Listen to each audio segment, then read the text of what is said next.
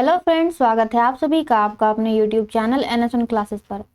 Friends, पिछले video में हमने झारखंड की जनजातियों के बारे में एक सामान्य जानकारी जाना था। सामान्य जानकारी, ठीक है।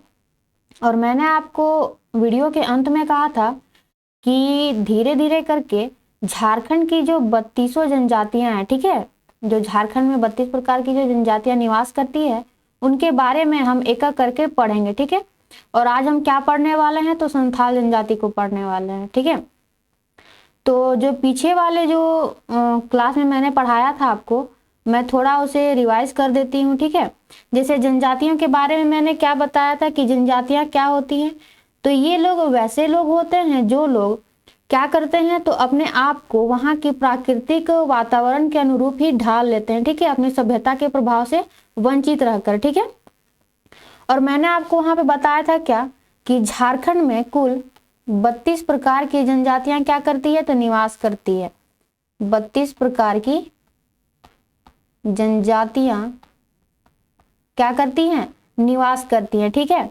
जिसमें से 24 जो है वो क्या है, तो प्रमुख श्रेणी की जनजातियां थी। प्रमुख श्रेणी की जनजातियां थी। और बाकी जो 8 है वो क्या थी, तो आदिम जनजातियां थी। आदिम जनजातियां थी, ठीक है। अब इसी 32 प्रकार की जनजातियों में मैंने आपको बताया होगा कि यहाँ पे जो है सर्वाधिक जनसंख्या वाली जनजातियां कौन कौन सी थी। तो पहला मैंने आपको बताया होगा संथाल, फिर उरांव, ठीक है, उसके बाद मुंडा और हो। ये क्या थी, तो सर्वाधिक जनसंख्या वाली जनजातियां थी। उसके बाद मैंने आपको क्या बताया कि झारखंड की जो जनजातियां हैं उन्हें 2 प्रकार में विभाजित किया गया है। तो पहला क्या था, प्रजातीय समूह के आधार पर, प्रजातीय समूह के आधार पर। और दूसरा कौन सा था, तो आर्थिक क्रियाकलाप के आधार पर। आर्थिक क्रियाकलाप के आधार पर, ठीक है। ये सब सारी चीजें मैंने आपको पिछली कक्षा में बताई थी, ठीक है। इसके बाद मैंने आपको बताया था क्या कि झारखंड में जनजातियों की कुल जनसंख्या कितना है, तो 46,45,042, इतनी मैंने इसकी जनसंख्या बताई थी, ठीक है।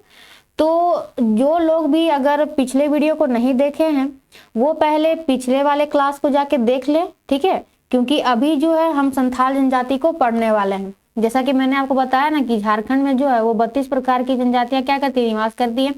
तो उसी में से 32 में से एक पहला जो है हम संथाल जनजाति को पढ़ेंगे, ठीक है। तो आप लोग हेडिंग बनाइएगा आप लोग, संथाल जनजाति।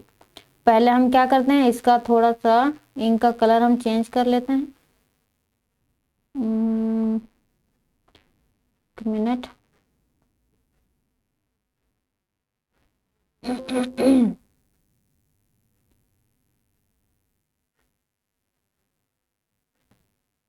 चलिए हेडिंग बनाइएगा, संथाल जनजाति, ठीक है। तो जो जो संथाल जनजाति है यह झारखंड की सर्वाधिक जनसंख्या वाली जनजाति है।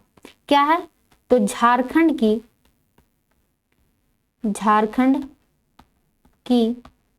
सर्वाधिक जनसंख्या वाली जनजाति। जो जनजातियों की कुल जनसंख्या का कितना प्रतिशत है, तो 35%। कितना प्रतिशत है, 35%, ठीक है। और यहाँ पे आप मिटा के लिख सकते हैं, इसे हम मिटा देते हैं, ठीक है।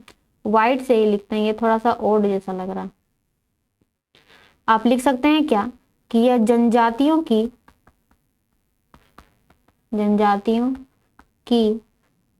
कुल जनसंख्या का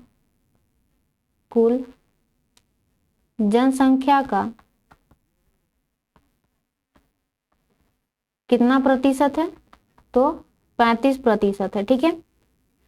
अब हम बात करते हैं जैसे झारखंड में क्या है, तो संथाल जनजाति सर्वाधिक जनसंख्या वाली जनजाति है। अगर हम भारत में बात करें तो यह अगर इंडिया लेवल पे बात करते हैं तो यह भारत की तीसरी सर्वाधिक जनसंख्या वाली जनजाति है। भारत की तीसरी सर्वाधिक जनसंख्या वाली जनजाति है। कौन? तो संथाल। जो संथाल जनजाति है वो भारत की तीसरी सर्वाधिक जनसंख्या वाली जनजाति है। अगर ये तीसरी सर्वाधिक जनसंख्या वाली जनजाति है तो पहले नंबर पे कौन है? पहले नंबर पे कौन है? तो पहला है कौन? गोंड। पहला कौन है? गोंड। और दूसरा कौन है? तो भील। दूसरा कौन सा है? तो भील जनजाति है। ठीक है, भारत की तीसरी सर्वाधिक जनसंख्या वाली जनजाति कौन? तो संथाल। पहला कौन? गोंड और दूसरा भील। ठीक है, अब जैसे हम तो पढ़ रहे हैं झारखंड के संदर्भ में, ठीक है, तो हम बात करेंगे कि जो संथाल जनजाति है वो झारखंड के किस क्षेत्र की ओर निवास करती है। तो आप एक रफ मैप ड्रॉ कर लेंगे। ठीक है, चलिए अब हम बात करते हैं इस क्षेत्र की। तो ये वाला जो क्षेत्र है ये कौन सा क्षेत्र है? ये संथाल परगना का क्षेत्र है। संथाल परगना का क्षेत्र। तो झारखंड की जो संथाल जनजाति है उसका जो संकेंद्रण है किस ओर है? तो संथाल परगना वाले क्षेत्र में है। संथाल परगना वाले क्षेत्र में। ठीक है, अब अगर आपको ये पूछा जाए कि जो आदिवासी जो है, सॉरी जो जनजाति है, झारखंड की जो जनजातियां हैं, क्या उनका शुरू से ही निवास क्या झारखंड में ही रहा? तो ऐसा नहीं है। इनका जो निवास स्थान था शुरुआत में, निवास स्थान जो था वो शुरुआत में ही कहाँ था? तो पश्चिम बंगाल। ये पश्चिम बंगाल से होते करते आए थे। ठीक है, पश्चिम बंगाल के साउथ क्षेत्र में, साउथ क्षेत्र में स्टार्टिंग कहाँ पे थी इनकी? तो पश्चिम बंगाल के साउथ क्षेत्र में। और साउथ क्षेत्र में निवास करने के वजह से ही यहाँ पे इनको क्या कहा जाता था? तो साओत्तर कहा जाता था। किनको? तो संथाल जनजाति को क्या कहा जाता था? साओत्तर। ठीक है, उसके बाद ये जो जनजातियां हैं यहाँ पे चाई चंपा वाले क्षेत्र से होते हुए ये कहाँ चले आए? तो संथाल परगना वाले क्षेत्र की ओर ये क्या करने लगे? तो निवास करने लगे। इसी संथाल परगना वाले क्षेत्र में ही आपको राजमहल की पहाड़ी भी नजर आएगी। राजमहल पहाड़ी, जहां पे संथाल जनजातियों का क्या है? तो निवास स्थान है। राजमहल की पहाड़ी वाले क्षेत्र में क्या है? तो संथाल जनजातियों का निवास स्थान। निवास स्थान। इसी निवास स्थान को क्या कहा जाता है? तो दामिन ए कोह के नाम से जाना जाता है। दामिन ए कोह के नाम से जाना जाता है। ठीक है, जो राजमहल पहाड़ी का जो क्षेत्र है जहां पे संथाल जनजातियां क्या करती है? निवास करती है, उस क्षेत्र को दामिन ए कोह के नाम से जाना जाता है। अगर आपको पूछ दिया जाए कि संथाल परगना के अलावा जो संथाल जनजातियां वो कहाँ कहाँ निवास करती हैं, तो इसके अतिरिक्त ये कहाँ कहाँ निवास करती है? तो हजारीबाग, हजारीबाग, बोकारो, चतरा, रांची, गिरिडीह, सिंहभूम, धनबाद, लातेहार और पलामू। लातेहार और पलामू। तो इन क्षेत्रों पे क्या करती है? तो संथाल जनजातियां जो है वो निवास करती है। ठीक है, अब मैंने आपको बताया था क्या कि संथाल जनजातियों, सॉरी जो झारखंड की जो जनजातियां हैं उनका डिवीजन किया गया था। ठीक है, डिवीजन मैंने बताया। एक मैंने क्या बताया आपको? तो एक मैंने बताया आपको प्रजातीय समूह के आधार पर और दूसरा मैंने बताया आर्थिक क्रियाकलाप के आधार पर। तो प्रजातीय समूह के आधार पर जब मैंने आपको बताया था उस समय मैंने आपको बताया था क्या कि इसका 3 डिवीजन किया जाता है प्रजातीय समूह के आधार पर। एक क्या था? तो प्रोटोस्टेरॉइड था। एक मिनट, प्रोटोस्टेरॉइड, एक प्री द्रविडियन, एक मिनट मैं आपको इसमें बता ही देती हूँ। ठीक है, यहाँ पे नहीं लिख के मैं आपको बता देती हूँ इसके आगे ही, ठीक है।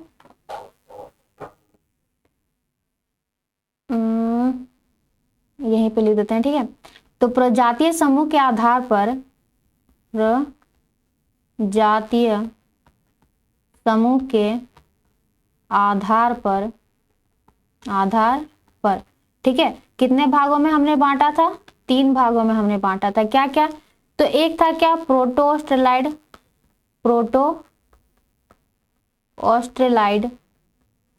दूसरा क्या था? ऑस्ट्रेलाइड या प्री द्रविडियन, ठीक है। और एक क्या था? तो द्रविडियन, ठीक है। तो जो संथाल जनजाति का संबंध है वो किससे है? तो प्रोटोस्टेरॉइड से। किससे है? प्रोटोस्टेरॉइड से। ये मैंने आपको जो एक लिस्ट दिया होगा स्टार्टिंग में ही, और उसका जो क्लास नोट्स जो है वो आपको टेलीग्राम चैनल पे भी मिल जाएगा, ठीक है। इसका भी क्लास नोट्स आपको कहाँ पे मिलेगा? तो टेलीग्राम चैनल पे ही मिलेगा। तो जो प्रोटोस्टेरॉइड जो है, या संथाल बोल सकते हैं, संथाल जनजाति का संबंध किससे है? प्रोटोस्टेरॉइड समूह से है, ठीक है। अब संथाल जनजाति का जन्मदाता आप किसको बोलेंगे? संथाल जनजाति का जन्मदाता हम किसे बोलते हैं? तो लुगुबुरु को। लुगुबुरु जो है बेसिकली एक पहाड़ी है जो बोकारो में है, बोकारो जिले में स्थित पहाड़ी। जो लुगुबुरु जो है वो बोकारो जिले में स्थित एक क्या है? तो पहाड़ी है, ठीक है। तो जो हमने अभी क्या क्या जाना कि जो संथाल जनजाति है वो कहाँ पे निवास करती है? तो संथाल परगना वाले क्षेत्र की ओर। वहीं पे राजमहल पहाड़ी में, जो संथाल परगना की और ही है क्या? तो राजमहल पहाड़ी। उसी के राजमहल पहाड़ी के स्थान में ही, जैसे मान लीजिए कोई एक जगह अगर निवास कर रहा है, उस क्षेत्र को क्या कहते हैं? तो दामिनी कोक कहते हैं, ठीक है, जहाँ पे संथाल जनजाति क्या करती है? निवास करती है। इसके अलावा ये कहाँ कहाँ और रहते हैं? तो हजारीबाग, बोकारो, चतरा, रांची, गिरिडीह, सिंहभूम, धनबाद, लातेहार और पलामू, ठीक है। संथाल जनजाति का संबंध किससे है? तो प्रोटोस्टेरॉइड समूह से है। इसके जन्मदाता कौन है? तो लुगुबुरु, जन्मदाता या पिता कह सकते हैं, ठीक है, जो बोकारो जिले में स्थित एक क्या है? तो पहाड़ी है। अब बात करते हैं हम क्या कि संथालों की भाषा की। तो संथालों की भाषा क्या है? संथाली। संथालों की भाषा क्या है? संथाली। और ये कौन से भाषा परिवार से रिलेट करती है? तो ये कौन से भाषा परिवार से रिलेट करती है? तो ऑस्ट्रो एशियाटिक भाषा परिवार से। ऑस्ट्रो एशियाटिक भाषा परिवार से संबंधित, ऑस्ट्रो एशियाटिक भाषा परिवार से संबंधित, ठीक है। यह जो संथाली भाषा है इसे 2004 में संविधान की 8वीं अनुसूची में क्या किया गया था? शामिल किया गया था।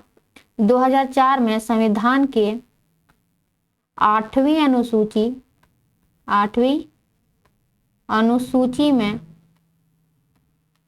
शामिल किया गया था। यह झारखंड की एकमात्र क्षेत्रीय भाषा है जिसको क्या किया गया? तो संविधान की अनुसूची में क्या किया गया? शामिल किया गया, ठीक है। ये एग्जाम पॉइंट ऑफ व्यू से क्या है? तो इम्पोर्टेंट है, ठीक है, इसे याद रखिएगा। अब अगर इसको पूछा जाए कि इसे कौन से संविधान संशोधन के तहत 8वीं अनुसूची में शामिल किया गया था, तो आप लिख सकते हैं क्या कि 92वां संविधान संशोधन 2003 के द्वारा, ठीक है। इसे संसद में पारित करके 2004 में फिर संथाली भाषा को संविधान के 8वीं अनुसूची में क्या किया गया था? तो शामिल किया गया था, ठीक है। अब बात करते हैं संथाली भाषा की जो लिपि है। संथाली भाषा की जो लिपि है वो क्या है? तो ओल चिकी लिपि है। ओल चिकी लिपि के आविष्कारक कौन है? तो इसके आविष्कारक कौन है? पंडित रघुनाथ मुर्मू, ठीक है। और ये कहाँ से है? तो ये उड़ीसा के हैं। कहाँ के? ये उड़ीसा के, ठीक है। तो इतनी सारी बातें हमने जानी। अब हम जानते हैं क्या कि संथाली जो लोग हैं या संथाल जनजाति के जो लोग हैं उनका सामाजिक व्यवस्था किस प्रकार का है, ठीक है, सामाजिक व्यवस्था किस प्रकार का है। तो संथाल समाज को बेसिकली 4 भागों में विभाजित किया गया है, या 4 हड़ों में लिख सकते हैं, 4 हड़ों में विभाजित, ठीक है। तो कौन कौन से हैं, पहला है किस्कू हड, किस्कू हड। दूसरा क्या है, मुर्मू हड, मुर्मू हड। हड कहने का सेंस जा रहा है क्या, जैसे कि वर्ण बोलते हैं या वर्ग बोलते हैं ना, तो वही है, ठीक है।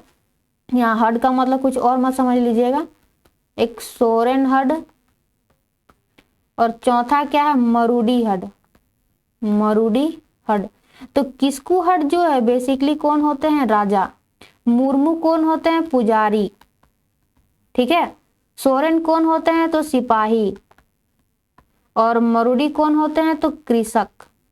जैसे आपने सुना होगा, जैसे किसी का टाइटल रहता है ना, हेमंत सोरेन हो गया, मरूडी का मतलब जैसे कोई कोई अपने नाम के पीछे जो सरनेम लगाते हैं ना, जैसे मरांडी हो गया, कोई मुर्मू लगाता है, कोई किसको लगाता है, ठीक है। तो जो संथाल समाज है उसको कितने भागों में बांटा गया, 4 हड़ों में विभाजित किया गया है। अब बात करते हैं गोत्र की। तो संथाल जनजाति में कुल 12 गोत्र हैं। संथाल जनजाति में कुल कितने गोत्र हैं, तो 12 गोत्र, ठीक है। और गोत्र को मैंने आपको क्या बताया था स्टार्टिंग में कि इसे किलिक के नाम से भी जाना जाता है, ठीक है।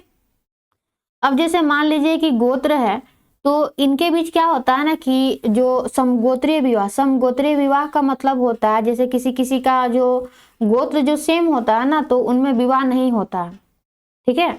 माना जाता है क्या कि संथाली जनजाति में माना जाता है क्या, संथाल जनजाति में माना जाता है कि एक ही गोत्र के जो लोग होते हैं वो आपस में क्या होते हैं, भाई बहन होते हैं, आपस में क्या होते हैं, भाई बहन। इसीलिए संथाल जनजाति में समगोत्रीय विवाह, संथाल जनजाति में समगोत्रीय विवाह जो है वो क्या है, तो निषेध है, ठीक है। मतलब यहाँ पे आप इस तरह की हरकत नहीं कर सकते हैं, ठीक है। यहाँ पे बाल विवाह भी क्या है, तो मनाही है, बाल विवाह क्या है, मनाही है, ठीक है। संथाल जनजाति में विवाह को बापला के नाम से जाना जाता है। विवाह को किस नाम से जाना जाता है, बापला, ठीक है। जैसे आपने सुना होगा किरिंग बापला, दिपिल, और किरिंग बापला है, उसके बाद फिर और कौन कौन सा है, एक आपका गोलट विवाह है जिसको गोलाइत कहा जाता है, ठीक है। तो ये भी कई प्रकार के, इसके आगे ही हमें पढ़ना है, ठीक है। जैसे कि विवाह को क्या, संथाल जनजाति में विवाह को क्या बोलते हैं, बापला। तो इसे अलग अलग विवाह में इसे बांटा गया है, ठीक है। इसमें कई तरह के विवाह होते हैं, जैसे एक है आपका कौन सा, तो किरिंग बापला, किरिंग बापला। यह एक प्रकार का अरेंज्ड मैरिज होता है, ठीक है, जिसमें मध्यस्थ के माध्यम से क्या होता है, विवाह, मध्यस्थ के माध्यम से विवाह, मध्यस्थ के माध्यम से विवाह होता है, अरेंज मैरिज होता है। दूसरा क्या है, एक है आपका सदाई बापला, सदाई बापला। यह एक प्रकार का क्रय विवाह है, एक प्रकार का क्रय विवाह, जिसमें क्या होता है, तो वधु पक्ष को पौन दिया जाता है, वधु पक्ष को क्या दिया जाता है, पौन दिया जाता है। पौन जो है एक प्रकार का क्या है, तो विवाह कर बोल सकते हैं या कर नहीं बोल सकते, मतलब जिस प्रकार हमारे यहाँ क्या होता है ना कि एक डोरी सिस्टम है, जैसे कि लड़के जो वधु पक्ष होता है उसके द्वारा वर पक्ष को क्या दिया जाता है, भेंट बोल सकते हैं। उसी प्रकार यहाँ क्या होता है, उल्टा होता है, जो वर पक्ष जो होता है वो क्या करता है, तो वधु पक्ष को क्या देता है, तो वधु मूल्य बोल सकते हैं, वधु मूल्य को ही पौन कहा जाता है, ठीक है। तीसरा क्या है, तो तीसरा है गोलाइट विवाह या गोलाइटी विवाह, ठीक है। गोलाइट जो गोलट विवाह बोलते हैं ना, तो इसे आप लिख सकते हैं गोलाइटी बापला। इसमें आप लिख सकते हैं क्या, विनिमय विवाह, एक प्रकार का विनिमय विवाह है। जैसे कि मान लीजिए कि अगर किसी लड़की का अगर विवाह हो रहा है किसी लड़के के साथ, तो इसका जो भाई होगा और इसकी जो बहन होगी ये भी क्या कर लेंगे, तो एक दूसरे से शादी जो होता है ना, तो इसी को कहते हैं गोलट विवाह कहते हैं, ठीक है। क्या कहते हैं इसे, गोलट विवाह कहते हैं, ठीक है। चौथा क्या है, तो सांगा बापला, सांगा बापला। यह एक प्रकार का विधवा विवाह है, एक प्रकार का विधवा विवाह है, ठीक है। उसके बाद जवाई बापला, जवाई बापला यह एक प्रकार का सेवा विवाह है। सेवा विवाह कहने का सेंस क्या जा रहा है, तो लड़के के द्वारा, समझिएगा इसे हर चीज में लिखना पॉसिबल नहीं है, ठीक है, उसमें थोड़ा सा टाइम भी लगता है थोड़ा ज्यादा। तो सेवा विवाह क्या होता है, जैसे कि जो लड़के द्वारा क्या होता है ना कि लड़की के घर जाकर उसके माता पिता या उसके परिवार की सेवा की जाती है, ठीक है, उसके बाद ही लड़की के साथ क्या हो पाता है, तो विवाह हो पाता है, वही है क्या आपका जवाई बापला। उसके बाद एक आप लिख सकते हैं क्या, निर्बो लोक विवाह, निर्बो लोक विवाह या बापला, यह एक प्रकार का क्या है, तो हठ विवाह है। हठ विवाह कहने का मतलब क्या है, तो लड़की द्वारा जबरदस्ती क्या होता है ना कि लड़के के घर जाकर वे रहने लगती है और उसके बाद ही क्या किया जाता है, तो जब तक विवाह नहीं हो जाता तब तक वो लड़की उसी के घर पे जबरदस्ती रहती है, ठीक है। इस तरह का अगर हमारे यहाँ अगर हरकत किया जाएगा तो समझ ही सकते हैं क्या होगा। तो ये है तो संथाल लोग का है, इतना ये नहीं लेके चलना है। उसके बाद एक है आपका इतुत विवाह, इतुत विवाह यह एक प्रकार का लव मैरिज है, ठीक है, लव मैरिज, ठीक है, यह एक प्रकार का क्या है, लव मैरिज है। उसके बाद 8 नंबर पे आता है क्या, टुनकी दिपिल बापला, टुनकी दिपिल बापला। इसमें क्या होता है कि अगर लड़की का जो पिता है वो बहुत ही गरीब है, अगर वो कन्या की शादी कराने में क्या है, सक्षम नहीं है, तो वर पक्ष के द्वारा, वर पक्ष के द्वारा क्या कर लिया जाता है, तो कन्या को घर लाकर क्या किया जाता है, तो सिंदूर दान बोल सकते हैं, सिंदूर दान करके विवाह किया जाता है, सिंदूर दान करके विवाह किया जाता है। तो ये एक तरह से ठीक भी है कि लड़की के जो पिता होते हैं उसके ऊपर ज्यादा प्रेशर नहीं होता है, ठीक है। तो ये सब थी तो वो विवाह की बात हो गई। अब हम देखते हैं कुछ कुछ क्या, जैसे नोट बना के आप लिख सकते हैं। जैसे एक आया वर्ड क्या, पोन, तो पोन क्या है, एक तरह का वधु मूल्य, एक प्रकार का क्या है, वधु मूल्य, ठीक है। उसके बाद यहीं पे आपको एक घोटुल दिखने को मिलेगा। जैसे अगर किन्हीं कोई स्टूडेंट जो है अगर बुक को किसी ने लिया है तो वहां पे आप देखिएगा संथाल जनजाति में जाकर, तो वहां पे आपको घोटुल देखने को मिलेगा। यह एक प्रकार का क्या होता है, युवा गृह होता है। युवा गृह कहने का सेंस है क्या, तो ट्रेनिंग सेंटर, क्या, ट्रेनिंग सेंटर, ठीक है। तो ट्रेनिंग सेंटर इसी का क्या होता है, संचालक भी होता है। और संथाल जनजाति में जो युवा गृह होता है जिसे घोटुल कहा जाता है, उसके संचालक को जोग मांझी बोलते हैं, उसके संचालक को क्या बोलते हैं, जोग मांझी, ठीक है। इसमें एक प्रकार का सजा होता है जिसे बिटलाहा कहा जाता है। यह एक प्रकार की क्या है, सजा, जो बिटलाहा है वो एक प्रकार की सजा है।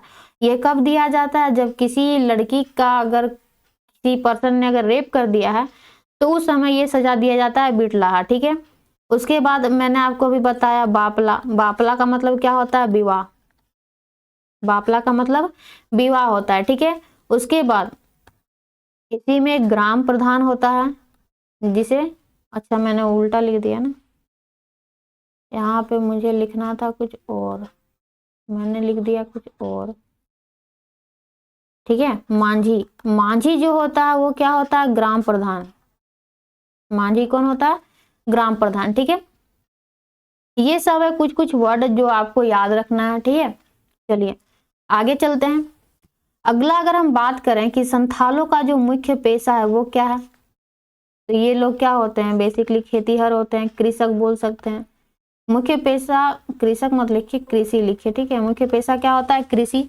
इनका मुख्य पदार्थ क्या होता है, मुख्य पेय पदार्थ, मुख्य पेय पदार्थ क्या होता है, तो हड़िया, ठीक है।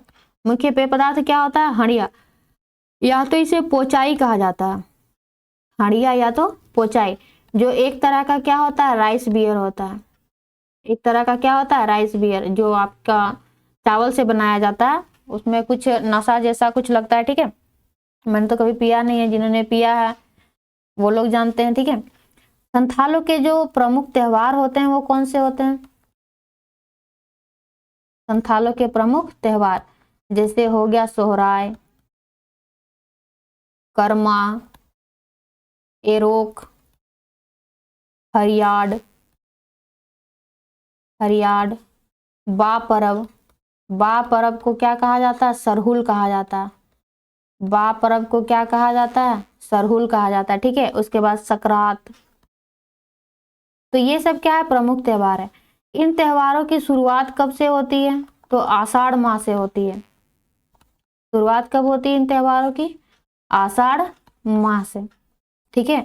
इन जनजातियों में जो आपका एक टैटू जो लेते हैं, इनको क्या कहते हैं? गोदना, ठीक है। गोदना गुदवाने का भी प्रचलन यहाँ पे प्रचलन है, ठीक है। उसके बाद अगर बात करते हैं इनके धार्मिक जीवन की, धार्मिक जीवन की, तो धार्मिक जीवन में इनका क्या क्या बात कर सकते हैं? पहला क्या कि प्रधान देवता, तो संथालों के जो प्रधान देवता होते हैं वो कौन होते हैं? तो सिंहबोंगा। प्रधान देवता कौन होते हैं? सिंहबोंगा, या तो कह सकते हैं ठाकुर, ठीक है। जो संथाली लोग जो हैं इन्हें क्या मानते हैं? तो सृष्टि के रचयिता मानते हैं, सृष्टि के रचयिता। किन्हें? तो सिंहबोंगा को, जिनका संबंध जो है सूर्य देव से है, ठीक है। इनका दूसरा प्रमुख देवता कौन है? दूसरा प्रमुख देवता कौन है? तो मरांग बुरु, मरांग बुरु, ठीक है। प्रधान ग्राम देवता कौन है? प्रधान ग्राम देवता कौन है? तो जाहेर एरा, जाहेर एरा।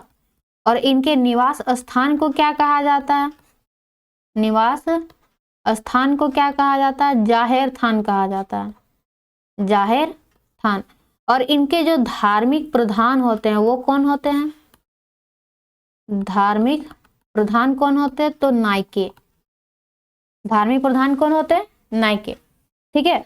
तो ये थी संथाल जनजाति के बारे में जानकारी, ठीक है।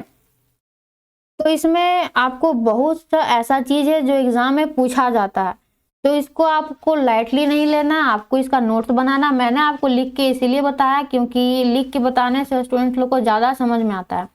अब मैं अगर अपना देखूं कि पीपीटी से मुझे पढ़ाना, मान लीजिए मैं पीपीटी बना के ले आई, ठीक है, उसमें मैंने आपको पढ़ पढ़ के सारा पार कर दिया, तो उसमें क्या होता है कि स्टूडेंट लोग को, उन लोग को तो ईजी हो जाता है कि पीडीएफ मिल जाता है, लेकिन पीडीएफ से कोई वैसे भी पढ़ता लिखता नहीं है। अपने से जो नोट्स बनाते हैं लोग वो थोड़ा ज्यादा समझ में आता है, ठीक है।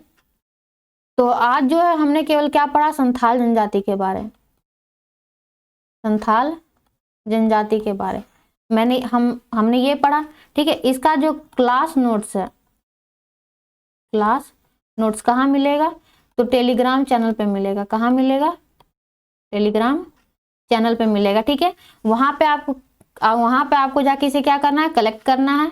और टेलीग्राम चैनल का नाम अगर किसी को नहीं पता है तो हमारा जो यूट्यूब चैनल है NS1 क्लासेस के नाम से, उसी नाम से हमारा टेलीग्राम चैनल भी है, आप वहां जाके इसे ज्वाइन कर सकते हैं और क्लास नोट्स को वहां से आप ले सकते हैं, ठीक है। तो उम्मीद है आपको ये वीडियो अच्छी लगी होगी। अगर अच्छी लगी होगी तो एक लाइक जरूर कीजिएगा। देखिए मैंने यहाँ पे इसे चेंज भी नहीं किया है, ठीक है। अगर ये वीडियो अगर आपको अच्छी लगी होगी तो एक लाइक जरूर कीजिए, ठीक है। और जिन लोगों को नहीं पता है कि हमारे चैनल पे झारखंड जो है वो फ्री में पढ़ाया जा रहा है, तो उन लोगों को आप बता दें, अपने फ्रेंड्स लोग को आप बता सकते हैं, ठीक है। उससे क्या होगा, अधिक से अधिक लोग हमसे जुड़ेंगे, ठीक है। तो चलिए फिर मिलते हैं अब अगले वीडियो में, तब तक के लिए bye bye and take care.